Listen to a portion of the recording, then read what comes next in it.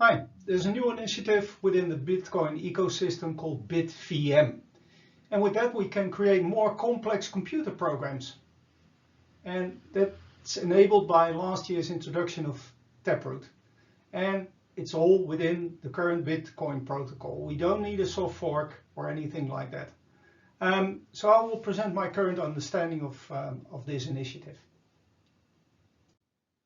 So looking at the Bitcoin protocol, the Bitcoin blockchain, it's very stable, it's fully decentralized, it's super secure, but the issue is on the bad side, it's slow. And we need a 10-minute commit to enable a worldwide sync to all these decentralized computers, and therefore we only have a low volume of transaction in a block. We all know about that. The other part is that the blockchain itself has very limited functionality. It's all related to this full decentralization, as we know. But with the start of the implementation of the Taproot, we have the opportunity to create complex signatures. And that's the starting point of the BitVM development. In basic Bitcoin, Alice signs a transaction, so the ownership of Satoshis or Bitcoin is moved from Alice to Bob. But by the introduction of the Taproot in 2022, there's an opportunity to create more complex transactions. So a full tree of signatures can be created. And with a number of inputs, and the result can be OK or not OK. And that's where the trick is coming. This OK or not OK can be compared to the status of a computer bit that can be on or off. So if we compare a computer to a BitVM, we see these logical signatures. A computer is, as we know, just 0, 1. And you can put it on or off. So a bit can be put on or off, but within the Bitcoin protocol, we can use also the same logic. We can sign a transaction, and the sign can be either valid or not valid. And we can use opcodes and create a kind of an OR of a similar machine. So how do we implement? We are at this moment at the bit level. So we need to create programs at machine code level, like we used to do in the early days of computing. So there's a lot to do, but we can create any program at bit level, just like we did with machine code. Then we can create a Bitcoin virtual machine that can run these opcodes. So these opcodes can run within the Bitcoin blockchain, but there's no need. We can just use the same logic outside of the Bitcoin blockchain. And we will only use the main chain if we have conflicts. So we have a big opportunity to decentralize execution of code outside of the Bitcoin blockchain and with more logic. So what do we use? We use something called optimistic rollup. So we change names from Alice to Bob to Paul and Vera because they run program logic together. And Paul is the prover and Vera is the verifier. They both run a similar BitVM instance and with that a BitVM compatible program. So in this case it can be a chess game. There's no need to use the Bitcoin blockchain because everything can be offline. They run the same instance. The only time that we have a debate where Paul and Vera don't agree on the outcome. So Vera can start verifying. How does that look? So as stated, Paul is the prover and Vera the verifier. Paul and Vera play chess for Satoshis. They run this BitVM compatible program. They can exchange and sign chess moves, which is part of their program. And at the end of the game, there's a winner. And the winner gets the Satoshis. But what occurs when Paul has cheated?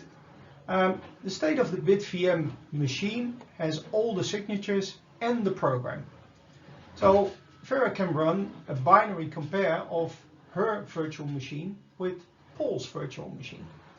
And when we it's a quick search, of course. We look at which bits are on and off, and we easily get to the point, a small string of bits, where Paul has cheated, a signature that is not correct.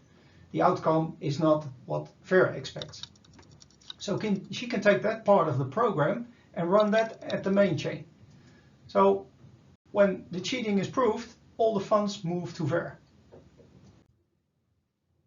So how does it look like compared which state are we at the moment? It's similar as computer programming in the beginning. We have only the zeros and the ones. On top of that, we run machine code to modify the zeros and the ones. We then get to some assembler levels when we started to make a bit of logic, so it's easier to do that. Then we create modules who we can reuse. And on top of that, we have the programs until we are now at the artificial intelligence level. But everything in the end comes back to this ones or zeros and the manipulation at that level. So where are we now? We have this signed or not signed. We have a Bitcoin blockchain that can verify everything, and the BitVM. And the next level, of course, is that we need to create some parts of logic that can be reused. So the big thing is we can start using modules that everybody can reuse. And the nice thing is it's open source, and with this we can create full Turing complete logic, which is everything that we can program on any computer we can do using this virtual machine. By starting making small modules, we can go every direction. But the first thing that is checked now is offload computation, like hashing functions that you can do off-chain to get some verification of the blockchain.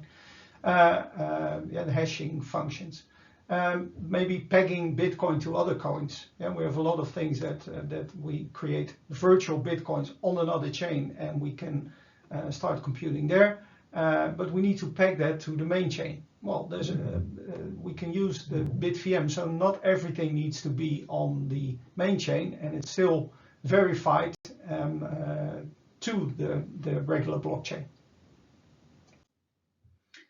Of course, we can look at the Bitcoin blockchain and we create logic which is a bit the same as Ethereum does with the Ethereum virtual machine. But there's a big difference.